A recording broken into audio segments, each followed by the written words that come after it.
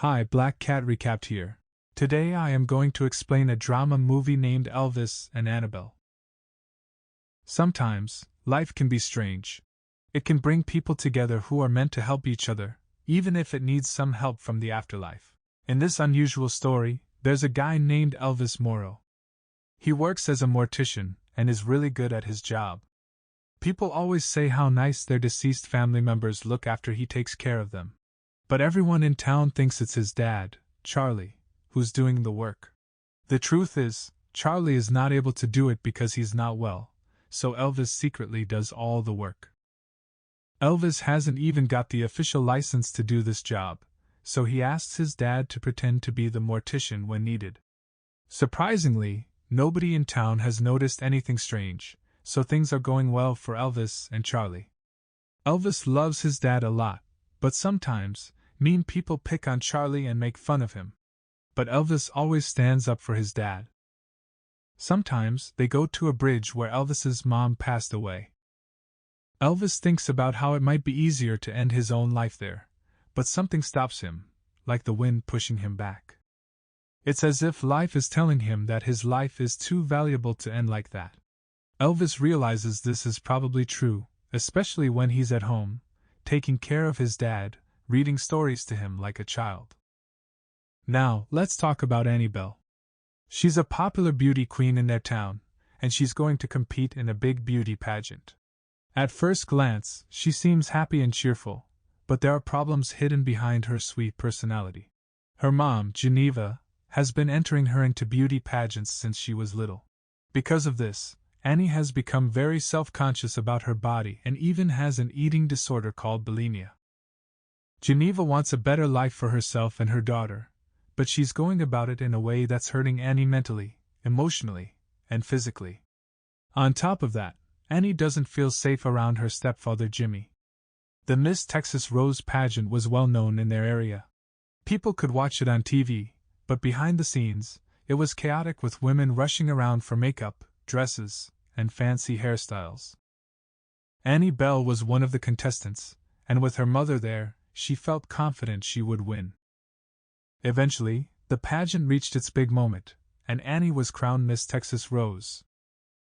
Geneva, her mother, was overjoyed because she believed this would bring fortune and opportunities to her daughter. Annie took her walk as the new beauty queen, but suddenly, everything started spinning and blurring. To everyone's shock, she collapsed on the stage, and her crown rolled away. She passed away around 1 a.m. due to sudden cardiac arrest caused by her eating disorder. This tragic event turned a night of beauty pageantry into a night of sadness. Elvis saw the news on TV but didn't really care about it. A few days later, he met with Annie's parents.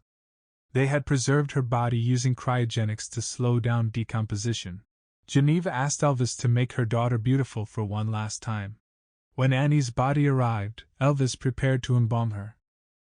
As part of the procedure, he checked for a pulse to make sure the body had none. When he closed Annie's mouth, he noticed how soft her lips were. Intrusive thoughts led him to kiss her lips, accidentally taking a photo of the act with his camera's shutter clicker. A strong gust of wind opened the windows, and when Elvis closed them, he saw something terrifying on the window panes. Annie's corpse was sitting up and coughing, as if she hadn't breathed for days. Elvis was shocked and quickly called for an ambulance. He also talked to Charlie, explaining what happened and what he should say to reporters. Thankfully, Charlie understood and told the reporters a brief and clear account of Annie coming back to life. Annie was taken to the hospital, and Geneva was incredibly relieved that her daughter was alive.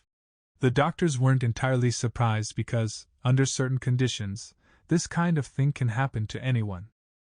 Annie's return to life became a sensation on local and national television. Geneva didn't waste the attention, accepting invitations for interviews, guest appearances, and photo shoots related to her daughter's title as Miss Texas Rose. However, Annie didn't seem too excited during these photo shoots. Annabelle often gets lost in thought while taking photos. The camera's shutter sound reminds her of something unpleasant. She recalls a blurry image of someone leaning over her. Meanwhile, Elvis is living a normal life. While watching TV, he sees a news story about the beauty queen's return to life. Just as he's about to start work, someone knocks on his door, and it turns out to be the beauty queen herself.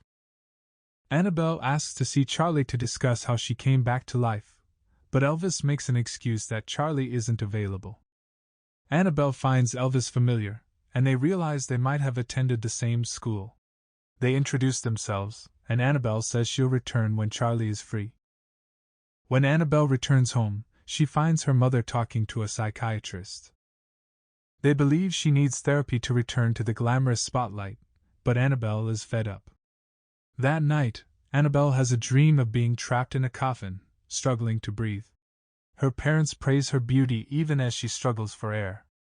This dream makes her realize that she never wanted to be a beauty queen or follow this path in life. Annabelle decides to run away. For the first time in her life, she enjoys the cool breeze and the speed of riding a bike without really thinking about it. She ends up in front of the Morel funeral home, although she didn't plan to go there. The place looks strange, and she decides to park her bike in the front yard and enter the house. Since the people there are still asleep, she takes this chance to explore. Eventually, she finds the door to the morgue. She even lies down on the table, trying to remember her first few conscious memories before waking up. Suddenly, she hears some noise, and she screams when Elvis enters the room. The two of them argue and blame each other for misunderstanding the situation. In the end, Annabelle apologizes for entering the house without permission. Charlie enters the room and reminds his son of his role. Annabelle is getting ready to leave, but then she asks if she can stay until sunrise. Elvis agrees, and she discovers from a picture that Elvis comes from a long line of morticians, which she finds interesting. He makes her breakfast, and after a little while, he escorts her to the door. Annabelle doesn't want to go back home, but she still has hope in her eyes as she mentions finding a hotel somewhere. Feeling sorry for her, Elvis allows her to stay in the house. He lends her some of his old clothes and tells her to stay inside. However, Annabelle takes the opportunity to go with Charlie to one of his golf matches. Elvis tells Annabelle that his father hasn't always been mentally stable. Years ago, some teenagers threw a beer bottle at Charlie, hitting him in the head. The three of them sit at a gazebo and continue talking. Annabelle notices the chipping paint on the walls and suggests that a fresh coat of paint would make it look better. Elvis finds this ironic and leaves her there, but she's determined and decides to paint one side of the house, much to the annoyance of Elvis and the amusement of Charlie. Meanwhile, Annabelle's mother, Geneva, is worried sick about her daughter's whereabouts. She tries to calm herself by watching old footage of Annabelle participating in beauty contests when she was a child. Late at night, Annabelle sees Elvis reading a story to his father, which warms her heart as she realizes that the seemingly pessimistic mortician cares deeply for his father. She walks around and ends up back at the morgue. In one of the rooms, she finds a corpse in an ice chamber, and she screams when she discovers Elvis standing behind her. He asks her why she's so fixated on this place. Annabelle explains that she keeps having memories of someone being over her when she woke up. It feels like her first memory. Elvis looks at her with sympathy and invites her to watch TV. The next day, Annabelle resumes her painting work, and Elvis joins her, slowly developing feelings for her without realizing it. Charlie sneaks a peek at them and is glad to see his son enjoying the company of a girl. He feels comforted knowing his son will be in good hands. On the third day, Elvis shows Annabelle a newspaper headline about her disappearance, but she doesn't care much because technically, she ran away and wasn't kidnapped. They continue painting the walls, and when Annabelle looks at the empty land on the property, she thinks it should be turned into a garden with flowers. Despite Elvis warning her that it would be nearly impossible to grow anything there, he eventually gives in to Annabelle's wishes. They go to a garden center in town to buy seeds, fertilizers, and other gardening supplies. When they return home, Annabelle quickly gets the tractor ready. Elvis watches her with amusement and warmth, seeing her passion and determination. He's smart enough to understand that letting her do her own thing is best for everyone. A little while later, a police officer visits the Morel funeral home. He asks Charlie and Elvis if they've seen a woman named Annabelle Lee.